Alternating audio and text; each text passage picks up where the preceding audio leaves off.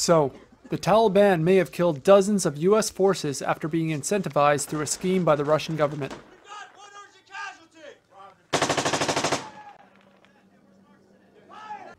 It was the New York Times that first reported the story that militants linked to the Taliban made U.S. troops a high priority target and even stepped up their attacks over other coalition militaries. This was apparently happening for years, due in part to cash bounties that were placed and paid out by Russian military intelligence operatives. This was concluded after several interviews with captured militants who were found with large caches of U.S. money.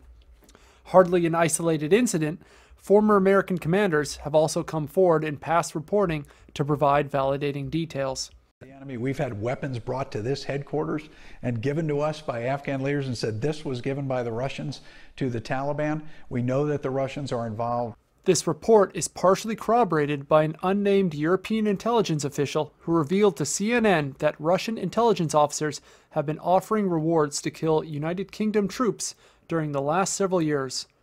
The official went on to say that these bounties have increased attacks on the specified coalition soldiers, which led to the increased casualties, although he did not give specifics to maintain his anonymity.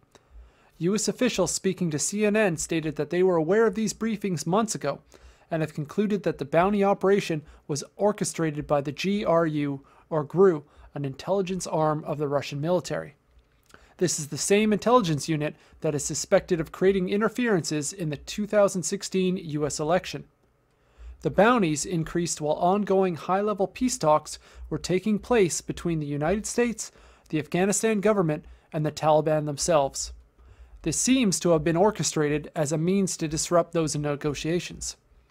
John Ratcliffe, the Director of National Intelligence, denied that the president was briefed on this issue, but also did not refute that Russia had offered these bounties in exchange for attacks on United States forces. President Trump used Twitter to distance himself by tweeting, "Nobody briefed or told me." President Trump is notoriously difficult to brief on policy matters. Leaks from the White House have stated that Trump will quickly lose interest in the daily brief, and staffers have now moved to restrict the brief to one page and will commonly use pictures or mentions of Trump himself in an effort to hold his interest. The Russian embassy in Washington, D.C. on Friday denounced the Times report as baseless allegations. In a nod to the language of President Trump, they labeled the report as fake news. Over the past year, Trump has called for the integration of Russia into the G8, a request that will most likely lose any of the few supporters it might have had. Russia is no longer in. I think it would be an asset to have Russia back in. I think it would be good for the world. I think it would be good for Russia. I think it would be good for the United States. I think it would be good for all of the countries of the current G7.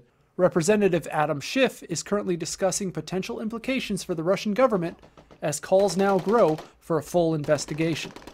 Just another day in the Trump administration. But is this another situation where the president either was told and just rejects it, or his people are too scared to tell him because it contradicts this narrative of Vladimir Putin being his buddy?